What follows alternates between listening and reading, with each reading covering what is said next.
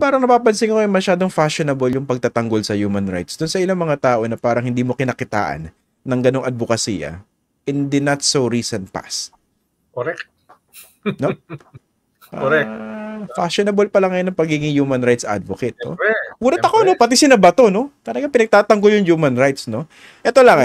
I-call out natin ang hypocrisy nito mga to. Seriously. Dati, sinasabi nila, pag kine-question yung implementation ng Matugun Drug War, sinasabi nila, paano naman yung human rights noong mga biktima? 'Di ba? May nuancing yan, 'di ba? Yung duty bearers and anong isa? Nakakalimutan ko. Basta nakalimutan ko. Maalala ko yun.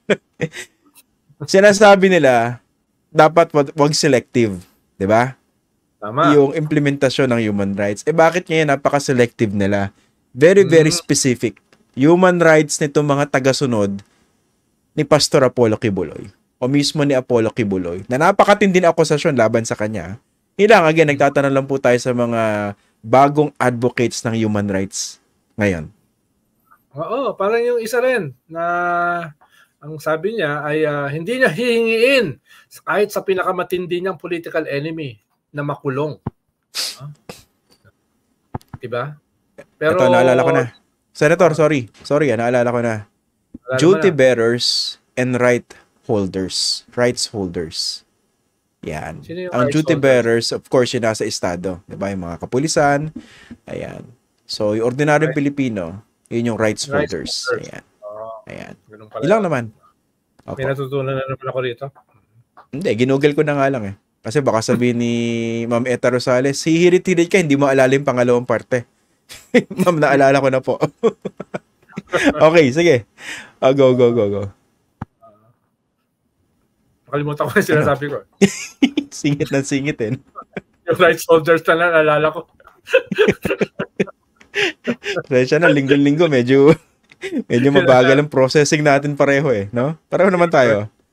Hirap talaga pag yung stream of consciousness mo biglang nasagkaan. Sorry.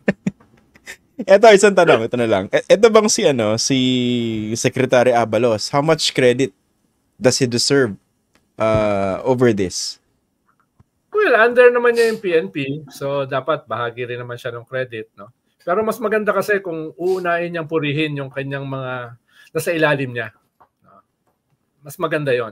Magkakaroon siya ng magiging mukha siyang grasyoso, di ba?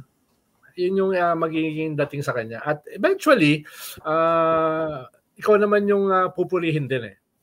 Pero magsimula ka, napurihin mo muna yung mga tao mo.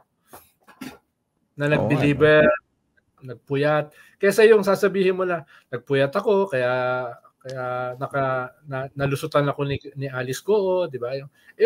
Mas maraming puyat yung mga tao mo eh. At sila nandoon sa frontline. Kaya, sa akin lang naman handling. Dapat purihin din naman siya dahil under niya yung PNP, di ba? Kaya, pupurihin mo rin naman siya mamaya eh. Sigurado ko. Pwede gawin na natin yun. Ito na, para gawin natin official na. Makalimutan pa yun. Ready ba? Ready na? Ako muna. Sige na. Simulan mo na. Mga kababayan,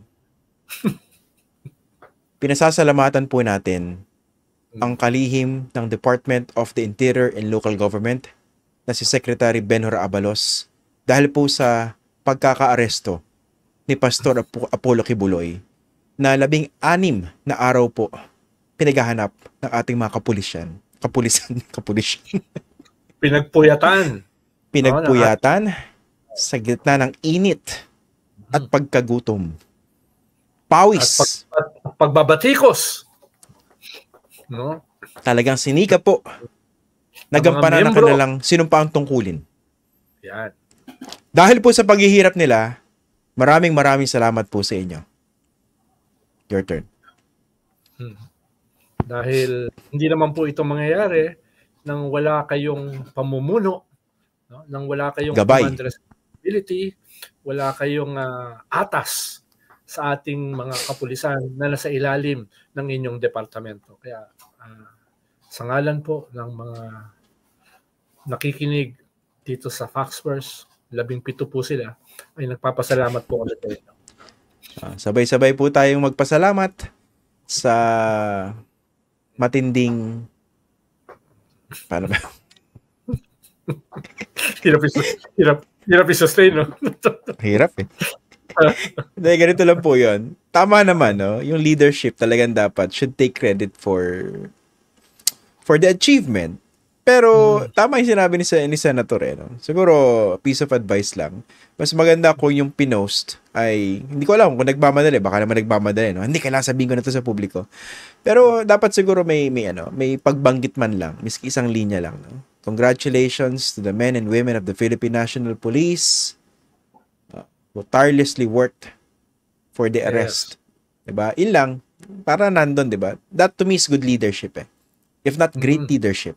Selfless leadership ang tawag doon eh. Kahit wag nang banggitin kung paano ba nagsimula ito, no?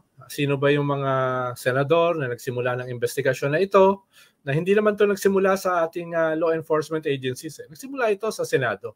Nagsimula ito sa mga testigo na lumabas, no, at the risk of their safety, ng kanilang buhay, para ipaabot sa ating mga ilang senador yung tunay na nangyari, no, dito sa kaso ni Pastor Kibuloy. So, kahit hindi na yun, iba na lang yung pupuri doon. Pero at least yung mga tauhan mo, purihin mo muna.